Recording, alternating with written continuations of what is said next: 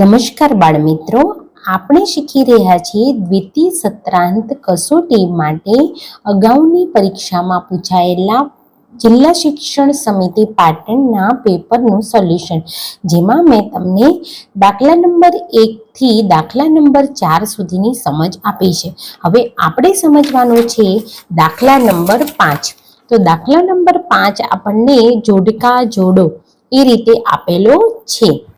તો ચાલો, આ ખૂબ સિમ્પલ દાખલો છે. જુઓ, અહીંયા છે આવી મોટી મોટી આપણને રકમ આપેલી છે, સંખ્યા આપી છે, બરાબર. તો એને આપણે પ્રમાણિત સ્વરૂપ એટલે કે ઘાત સ્વરૂપમાં દર્શાવીએ તો આપણને આ વાંચવામાં તકલીફ ના પડે. તો આનું પ્રમાણિત સ્વરૂપ કયું આવશે? તો આપણે અહીંયા ના તમને ખબર હોય ને તો હું શીખવાડી દઉં. તમારે શું કરવાનું? પ્રમાણિત સ્વરૂપ એટલે એક અંક પછી પોઈન્ટનું નિશાન આવવું જોઈએ. એટલે આપણી પાસે આ રીતે છે, બરાબર. 4 4 9 7 પછી 3 વખત 0, ફરી 3 વખત 0. તો આપણું દશાંશ ચિહ્ન ક્યાં મૂકી દેવાનું? અહીંયા, બરાબર. ચાલો, તો અહીંયા મૂકી દઈએ એટલે આખા આંકડા લખવાના 4.497 તો લખવાના જ, અને ગુણાકાર કરી અને અહીંયા પોઈન્ટથી આપણા આંકડા ગણવાના. 1 2 3 4 5 6 7 8 9. તો હવે એ 9 આવ્યા એને 10⁹ રૂપમાં લખવાનું થાય છે. તો આની સામે શું જવાબ આવશે? બી જવાબ આવશે. ઓકે, આમ તમારે જોડવાના નથી, અહીંયા તમારે સામે જવાબ લખવાનો છે, પણ હું અહીંયા પેપરમાં જોડું છું. ચાલો, બીજો દાખલો. બીજું જોડકું છે, આપણને આ રીતે આપ્યું છે. તો અહીંયા આપણું પોઈન્ટ ક્યાં આવી જશે? એકડા પછી, બરાબર. અને પછી ગણી લો 1 2 3 4 5 6 7 8 એટલે 10⁸. તો 1.082 ગુણ્યા 10⁸ આપણો જવાબ આવશે. ચાલો, અહીંયા ક્યાં પોઈન્ટ આવશે? એટલે પાંચડા પછી આવી જશે. તો 5.79 અને કેટલા ઘાત લખવાની? અહીંયા પોઈન્ટ મૂક્યો એટલે 1 2 3 4 5 6 7. તો 5.79 ગુણ્યા 10⁷ અહીંયા જવાબ છે. અને અહીંયા જુઓ તો આપણો પોઈન્ટ ક્યાં આવી જશે? 5 પછી એટલે 5.9, પણ પોઈન્ટ અહીંયા મૂક્યો એટલે હવે કેટલા? 3 3 6 3 9 એટલે 5.9 ગુણ્યા 10⁹ એટલે આ આપણો જવાબ આવી જશે. તો જોડકા જોડવાના 4 માર્ક્સ આપણા ક્યાંય કપાવા જોઈએ નહીં. અને જો આવું હોય તો આ પણ હું તમને સમજ આપી દઉં છું, એટલે સમજી લો. ત્યાં પાછળ 0 વાળા પણ કદાચ આવું છે 0.000001256. ઓકે, તો તમારું આ પોઈન્ટ તમારે ક્યાં લઈ જવાનું છે? એકડા પછી. ક્યાં લઈ જવાનું છે? એકડા પછી. તો અહીંયા એકડા પછી પોઈન્ટ મૂકો એટલે 1.256 આવે, અને ગુણ્યા કેટલું ખસેડ્યું? 1 2 3 4 5 6 અને 7 એકડા પછી એટલે 7. પણ 7 ઋણ 7 લખવા પડે, 10⁻7 લખવી પડે ઘાત, બરાબર ને? કેમ? કારણ કે જો ડાબી બાજુ શૂન્ય હોય તો હંમેશા ઘાત ઋણમાં લખાય, અને જમણી બાજુ શૂન્ય હોય તો હંમેશા ઘાત ધનમાં લખાય. એટલું ધ્યાનમાં લેજો. કદાચ આ પરીક્ષામાં આ રીતે પણ પૂછાઈ શકે. 5 નો બ દાખલો સમજીએ. તો બ દાખલો આપણને આવું કે છે, નીચેના દાખલા ગણો. તો આ રીતે પૂછ્યું છે. પહેલો છે કિંમત શોધો.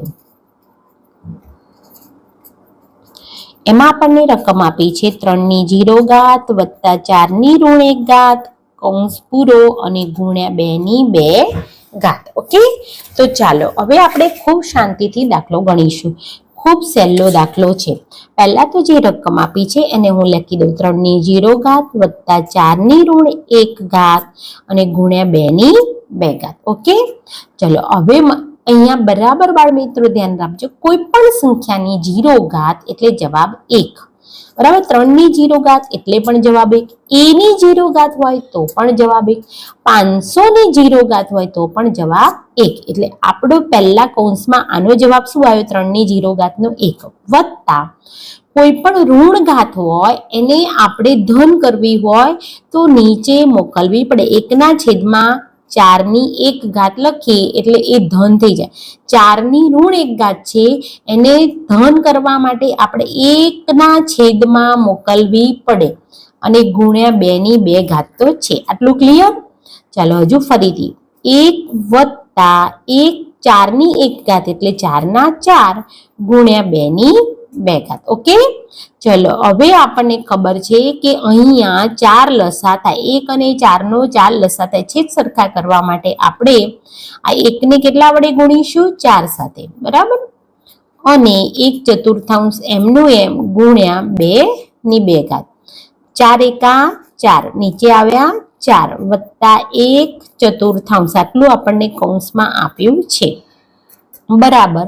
ચલો હવે છેદ સરખા થઈ ગયા તો 4 વત્તા 1 નીચે 4ના 4. હવે એક જ વખત 4 લખવાનું. છેદ સરખા થઈ ગયા હોય અને સરવાળો કરતા હોય તો અંશનો સરવાળો થાય, છેદ એમનો એમ અને ગુણ્યા 2ની 2 ઘાત, બરાબર. 4 ને 1 5/4 ગુણ્યા 2ની 2 ઘાત એટલે 2 ગુણ્યા 2. ચાલો હવે છેદ ઉડાડી દઈએ ઉપર નીચે, તો આનો પણ 2 ગુણ્યા 2 એટલે 2 2 ઉડી ગયા અને આપણો જવાબ આવ્યો 5. તો આની કિંમત શું આવી? 5 કિંમત આવી છે. ચાલો હવે બીજો દાખલો સમજીએ. તો બીજો દાખલો પણ એવો જ છે. કિંમત શોધો.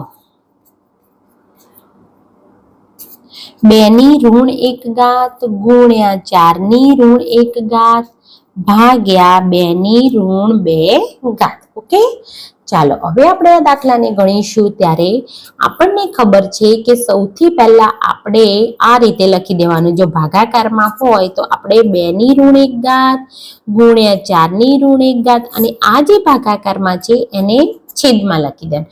આ અંશમાં અને આ છેદમાં. ચલો આટલું ક્લિયર?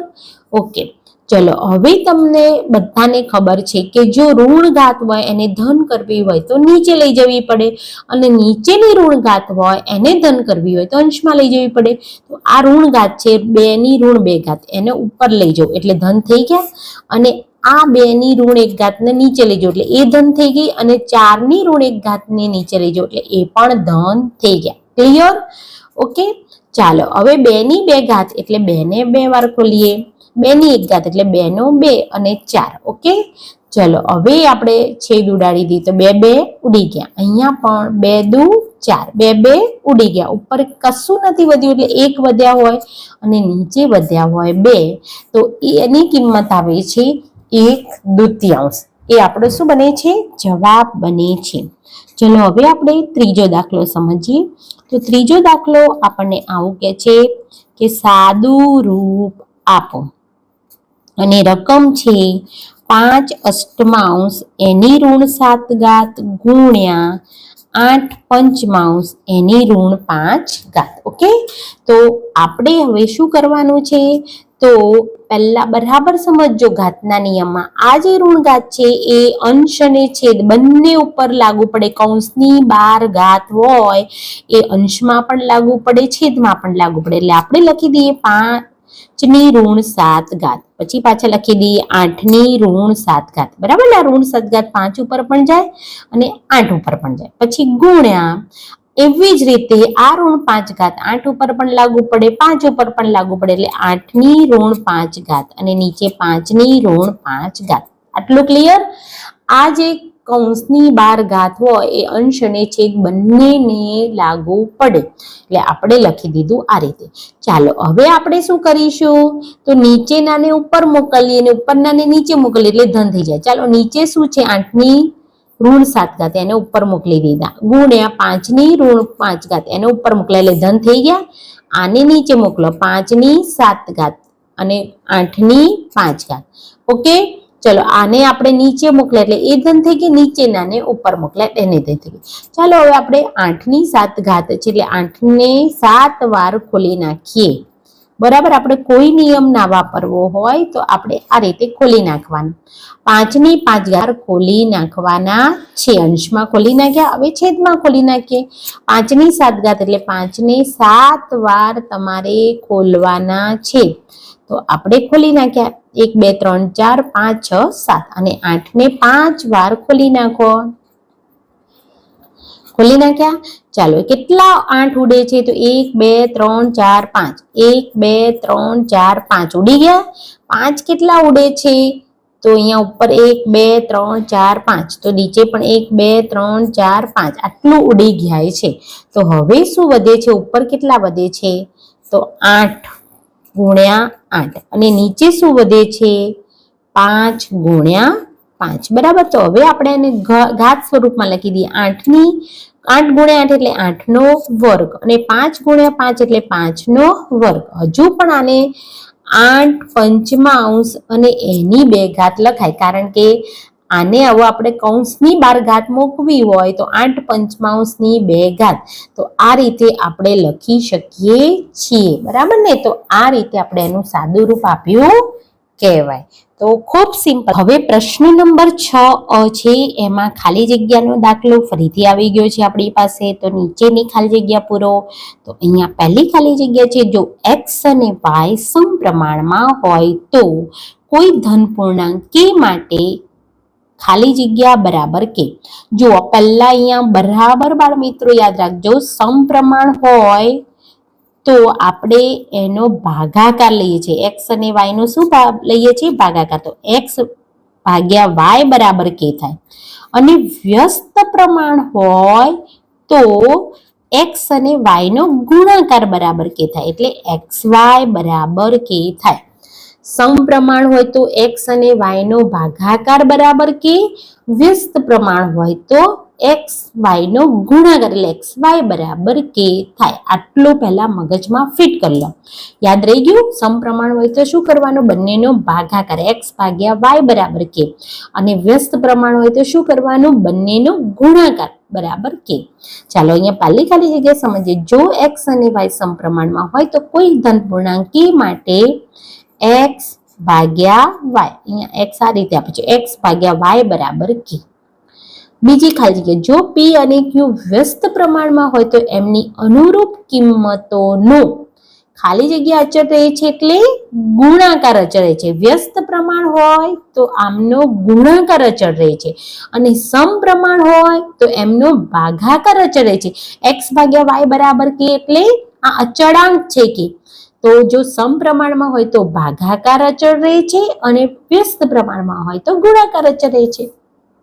ત્રીજી ખાલી જગ્યા, જો x અને y ખાલી જગ્યા હોય તો તેને xy બરાબર કે લખાય. જો ગુણાકાર આવ્યો xy નો તો કયું પ્રમાણ હોય? વ્યસ્ત પ્રમાણ હોય. એટલે x અને y વ્યસ્ત પ્રમાણમાં હોય. શું હોય? વ્યસ્ત પ્રમાણમાં હોય. એટલું યાદ રાખો, જો ભાગાકાર આવે અને ભાગાકાર અચળ બતાવે, x ભાગ્યા y બરાબર k એટલે અચળ, તો સમપ્રમાણ હોય, અને ગુણાકાર અચળ હોય તો વ્યસ્ત પ્રમાણ હોય. અહીંયા જો ગુણાકાર આવે. ચાલો ચોથી ખાલી જગ્યા સમજીએ. જો ઝડપ અચળ હોય તો કાપેલું અંતર અને લાગતો સમય ખાલી જગ્યા છે. તો પહેલા આપણને ખબર પડવી જોઈએ કે ઝડપ બરાબર શું છે? એનું સૂત્ર તો કાપેલું અંતર અને ભાગ્યા તે માટે લાગતો સમય. તો હવે શું આવ્યું? બંનેનો ભાગાકાર. તો ભાગાકાર આવ્યું હોય તો કયું પ્રમાણ આવશે? સમપ્રમાણ. અચળ છે, જો ઝડપ કેવી છે? અચળ. અચળ ઝડપ હોય તો આ બંને કેવા હોય? સમપ્રમાણમાં. તો કાપેલું અંતર અને લાગતો સમય સમપ્રમાણમાં છે.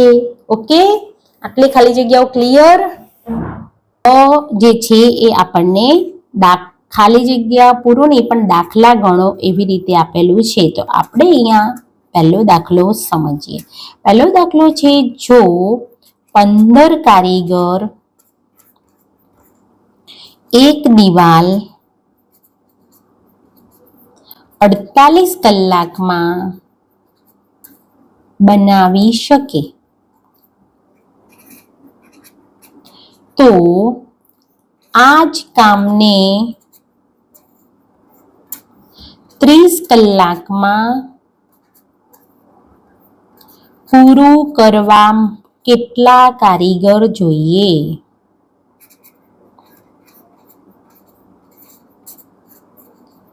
બરાબર. ચલો, આ રીતનો દાખલો પૂછ્યો છે અને સમપ્રમાણ અને વ્યસ્ત પ્રમાણનો દાખલો છે. તો સમપ્રમાણ વ્યસ્ત પ્રમાણનો હોય તો પહેલા આપણે આનો કોઠો બનાવવાનો છે. તો કોઠામાં જુઓ, અહીંયા શું આપે છે? કારીગર અને કલાક. તો આપણે લખીશું પહેલા અહીંયા કારીગર અને અહીંયા લખીશું કલાક. ઓકે, આપણે કોઠો બનાવી દેવાનો છે પહેલા તો. ચાલો, મને કહો 15 કારીગર છે. અહીંયા પાછું રકમમાં વાંચવાનું. કેટલા કારીગર? 15.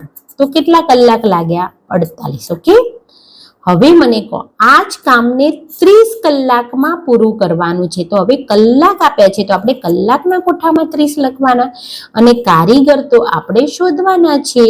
તો અહીંયા પ્રશ્ન ચિહ્ન કરી દેવાનું છે. પહેલા આટલું કોઠો તમને બનાવતા આવડી જાય તો તમારા માટે દાખલો ઈઝી થઈ જાય.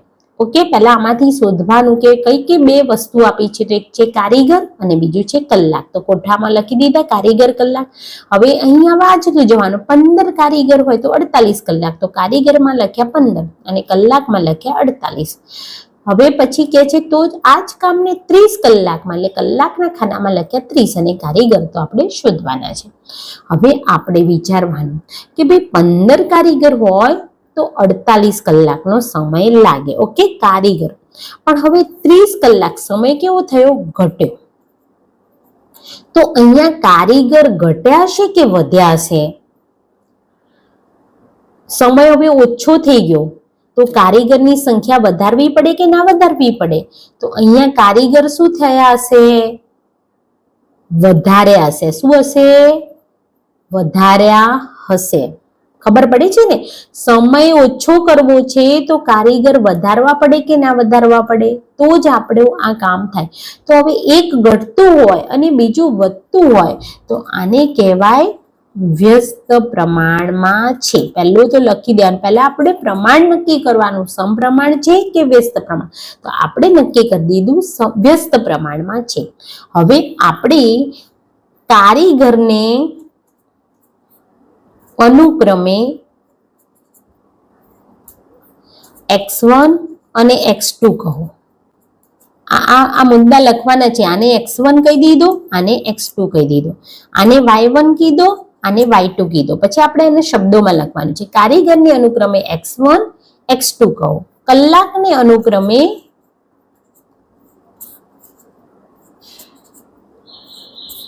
y1 અને y2 કહો. બરાબર, આટલું ક્લિયર? આપણે અનુક્રમે આને x1 કીધા, આને x2 કીધા, આને y1 કીધા, આને y2 કીધા. હવે વ્યસ્ત પ્રમાણ હોય તો ગુણાકાર કરવાનો, સમપ્રમાણ હોય તો ભાગાકાર. પણ આપણું તો વ્યસ્ત પ્રમાણ છે એટલે આપણે કરવાનો છે ગુણાકાર. કોનો? x1 y1 બરાબર x2 y2. વ્યસ્ત પ્રમાણ હોય તો હંમેશા ગુણાકાર જ કરવાનો. ચાલો કિંમત મૂકી દઈએ. x1 એટલે કેટલા? તો અહીંયા 15. y1 એટલે કેટલા? તો 48 બરાબર x2 એટલે આપણે શોધવાનું છે. x2 ને x2 અને ગુણ્યા y2 એટલે કેટલા? તો 30. ઓકે, ચાલો હવે આ 30 જે છે એને આપણે આના છેદમાં મૂકી દઈએ અને x2, કારણ કે x2 ને એકલા કરવાના છે તો આ 30 ગુણાકારથી જોડાયેલા છે તો એને આપણે ક્યાં મૂકી દીધા? આના છેદમાં. ચાલો હવે છેદ ઉડાડી દઈએ. તો અહીંયા 15 દુ 30 એટલે 15 15 ઉડી ગયા. અહીંયા 24 દુ 48 એટલે 2 2 ઉડી ગયા. તો 24 બરાબર x2 આવ્યા. એટલે x2 એટલે શું છે? તો x2 બરાબર 24 કારીગર. તો 30 કલાકમાં કામ પૂરું કરવા માટે 24 કારીગર જોઈએ છે. એટલે વિધાન આપણે એવું લખી દેવાનું છે. એટલે ખૂબ સહેલો જ દાખલો છે તો તમારે શાંતિથી ગણવાનો છે. ચાલો હવે આપણે એવો જ બીજો દાખલો સમજીએ. અહીંયા આપણને પૂછ્યો છે બીજો દાખલો. જો 12 જાડા કાગળનું વજન 40 ગ્રામ હોય તો આ જ પ્રકારના કેટલા કાગળનું વજન 2.9 કિલોગ્રામ થાય? બરાબર, ઓકે. તો ચાલો હવે આપણે અહીંયા પહેલા જોવાનું કે ભાઈ શું શું આપ્યું છે. તો એક કાગળ આપ્યા છે અને એક વજન આપ્યું છે. બરાબર, કાગળ આપ્યા છે 12 જાડા અને વજન આપ્યું છે. તો આપણે અહીંયા કોઠામાં શું લખીશું? કાગળ અને વજન. આ રીતે બનાવવાનો કોઠો. બરાબર, કાગળ અને વજન આ રીતે લખવાના ઉપર નીચે. તો કાગળ અને વજન તો આપણે કોઠો બનાવી દીધો. ચલો હવે અહીંયાથી સમજીએ કે કેટલા કાગળ છે? તો 12. તો વજન કેટલું છે? 40 ગ્રામ. અને વજન લખવાનું ગ્રામમાં અહીંયા લખવાનું. ઓકે, ચલો હવે મને કહો, અહીંયા કાગળનું વજન 2.9 કિલોગ્રામ આપ્યું છે. 2.9 કિગ્રા. તો અહીંયા તો ગ્રામ છે એટલે આપણું ગ્રામ કિગ્રા ચાલશે નહીં. તો આપણે આને પહેલા ફેરવી દઈશું ગ્રામમાં. તો પહેલા આ જે મિશ્ર અપૂર્ણાંક છે એને આપણે અશુદ્ધ અપૂર્ણાંકમાં ફેરવી દઈએ. 2 × 4 + 9 એટલે 13/2. ઓકે, ચલો આટલું ક્લિયર. હવે આપણને ખબર છે કે 13/2 કિલોગ્રામ છે. એને આપણે ગ્રામમાં ફેરવવા હોય તો 1000 સાથે ગુણવા પડે. કેમ? કારણ કે 1 કિગ્રા બરાબર 1000 ગ્રામ.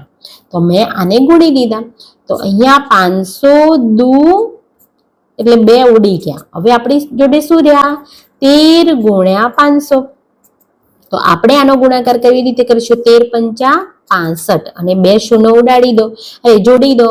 તો આટલા ગ્રામ બન્યા. તો હવે આપણે અહીંયા શું લખીશું? 6500 ગ્રામ. કારણ કે આવું નહીં લખીએ, આ લખવું ખૂબ જરૂરી છે.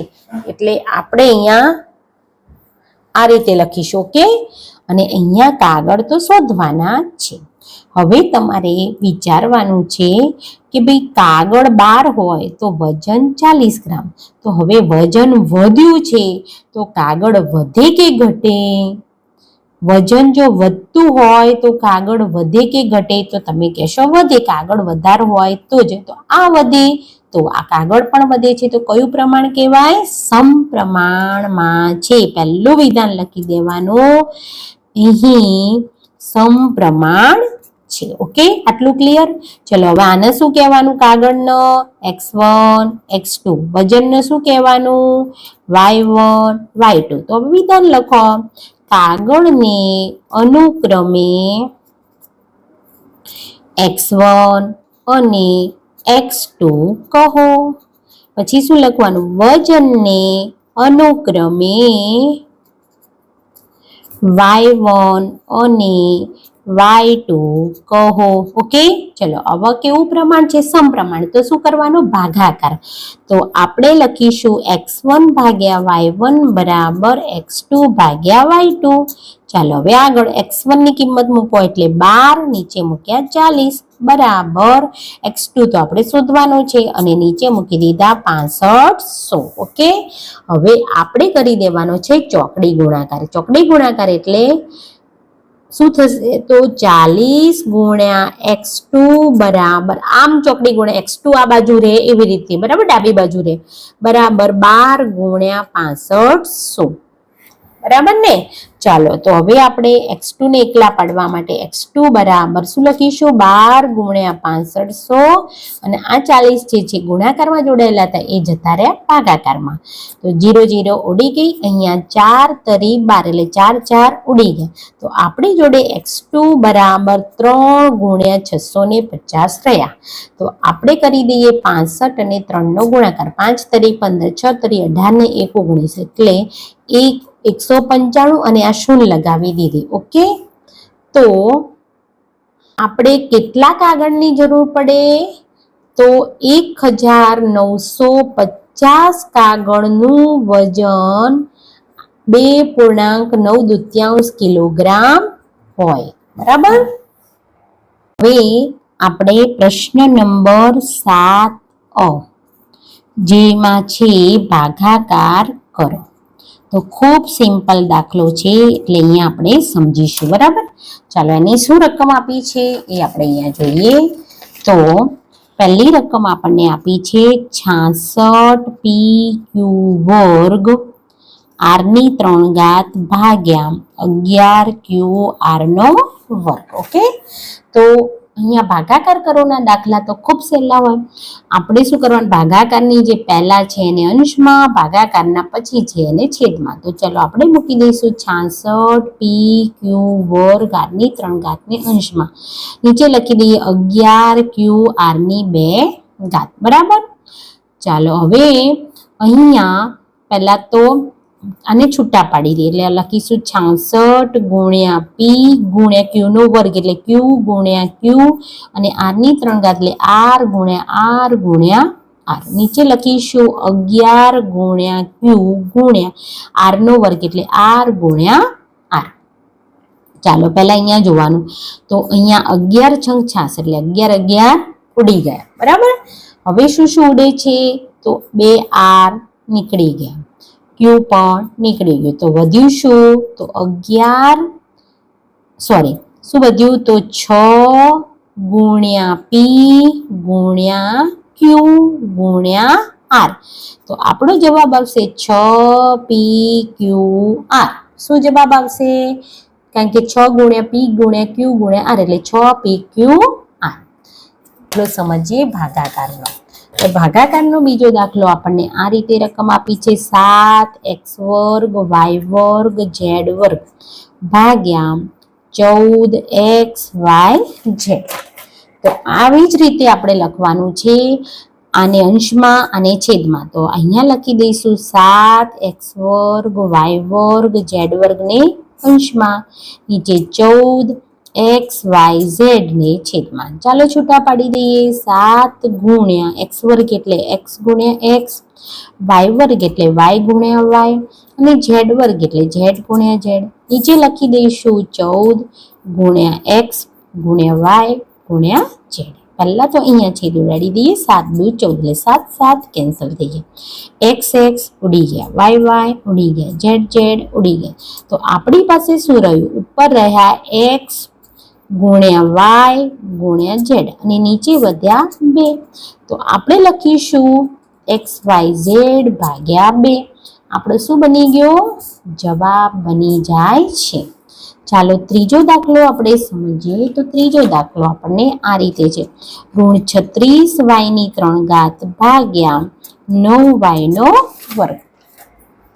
તો આને આપણે અંશમાં લખી દઈએ એટલે ઋણ 36y ની 3 ઘાતની અંશમાં અને લખી દઈએ છેદમાં 9y નો વર્ગ એને છેદમાં. ચાલો આને છૂટા પાડી દઈએ. તો ઋણ 36 ગુણ્યા y ગુણ્યા y ગુણ્યા y આને છૂટા પાડી દીધા. નીચે લખીશું આપણે 9 ગુણ્યા y ગુણ્યા y. ઓકે, ચાલો અહીંયા છેદ ઉડાડી દઈએ. 9 ચોક 36, 9 9 ઉડી ગયા,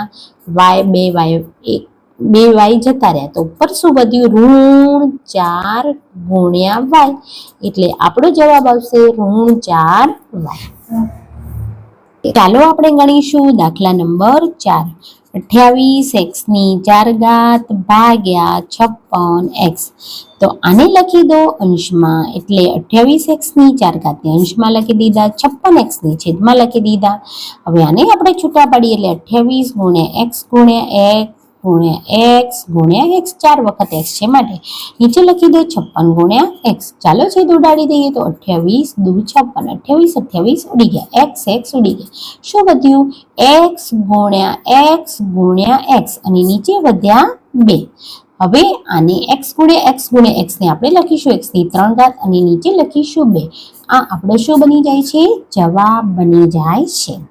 ઓકે, ચાલો હવે આપણે સમજીએ પ્રશ્ન નંબર 7 નો બ.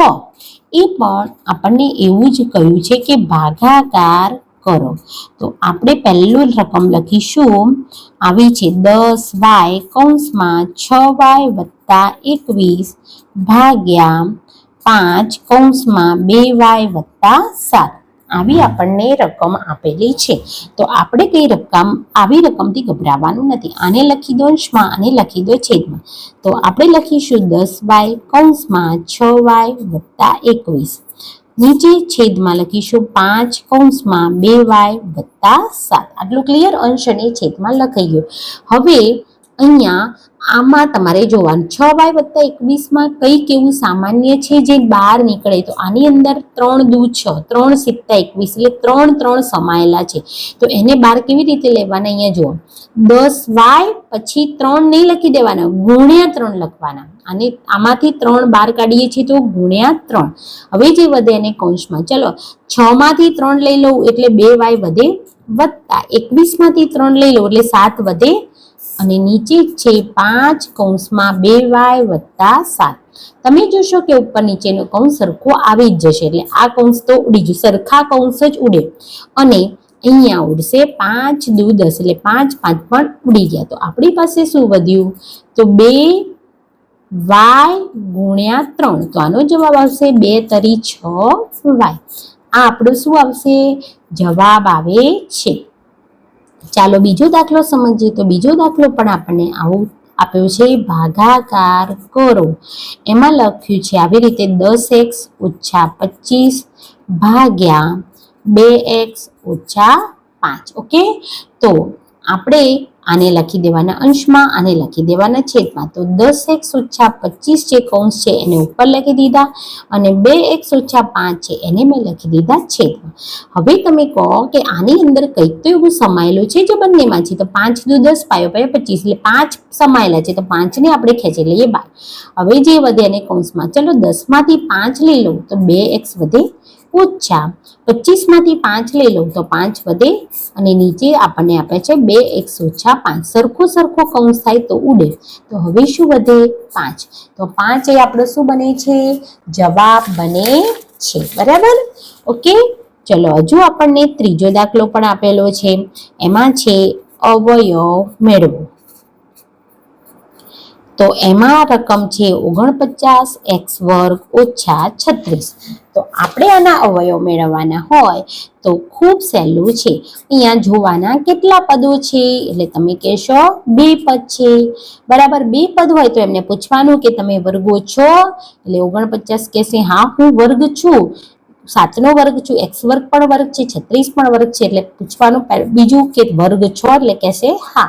પછી આપણે પૂછવાનું કે વચ્ચે બાદબાકીનું નિશાન છે? એટલે કહેશે કે હા. તો આપણે શું કરવાનું? તો આનો જવાબ આ રીતે આવે, a² - b² બરાબર 1 કૌંસમાં a + b, બીજા કૌંસમાં a - b. આ એના અવયવ પડે. તો અહીંયા આપણે પહેલા તો આનો આ રીતે વર્ગ લખી દેવાનું. 49 એટલે 7નો વર્ગ, અને x એટલે x² એટલે x નો વર્ગ એટલે 7x કૌંસ 12² બરાબર. ધ્યાન આપજો, આમ ના લખી દેતા 7x², 7x કૌંસ 12², અને 36 એટલે 6નો વર્ગ. કૌંસ થઈ ગયા. હવે કૌંસ થઈ ગયા હોય તો એક કૌંસમાં વત્તા એટલે 7x + 6, અને બીજા કૌંસમાં ઓછા એટલે 7x - 6. તો આ આપણે એના અવયવ મેળવી દીધા. એટલે ખૂબ સિમ્પલ દાખલા છે, એટલે તમારે ખૂબ શાંતિથી દાખલા ગણવાના છે. હવે જે દાખલો છે એ આલેખનો છે. એટલે આલેખ તો તમને બધાને વાંચતા આવડતો જ હશે. આલેખનું અર્થઘટન કરતા શીખવાનું છે અને આલેખ દોરતા શીખવાનું છે. તો એ પણ ખૂબ સહેલો દાખલો છે. એમાં 10 ગુણના દાખલા પૂછાય છે. એમાં પહેલો જે દાખલો 5 ગુણનો છે એ આલેખનું અર્થઘટન કરી પ્રશ્નોના જવાબ આપવાના છે, અને બીજો જે દાખલો છે એ આપણે આલેખ દોરવાનો છે. તો એમાં 10 ગુણ દરેકના આવવા જોઈએ, કારણ કે ખૂબ સિમ્પલ પ્રકરણ છે. તો અહીંયા મેં તમને આપણા પાટણ જિલ્લા શિક્ષણ સમિતિ દ્વારા લેવાયેલ 2023-24નું પેપર હતું, એનું તમને સોલ્યુશન કરી આપ્યું છે. લગભગ આવા જ દાખલા પેપરમાં પૂછાતા હોય છે. એટલે તમે આ પેપરને, આ સોલ્યુશનને ખૂબ ધ્યાનથી સમજી લેજો. વારંવાર દાખલાની પ્રેક્ટિસ કરી લેજો, કારણ કે આ રીતના જ દાખલા પેપરમાં પૂછાશે. તો બાળમિત્રો, પેપરની ખૂબ પ્રેક્ટિસ કરજો, અને ગણિતના પેપરમાં સારામાં સારા માર્ક્સ મેળવો એવી શુભકામના સાથે અહીંયા વિડીયો પૂરો કરું છું. પણ વિડીયો ગમ્યો હોય તો વિડીયોને લાઈક કરવાનું ના ભૂલતા, તમારા બીજા મિત્રોને શેર કરવાનું ના ભૂલતા. ચાલો મળીશું નવા વિડીયોમાં.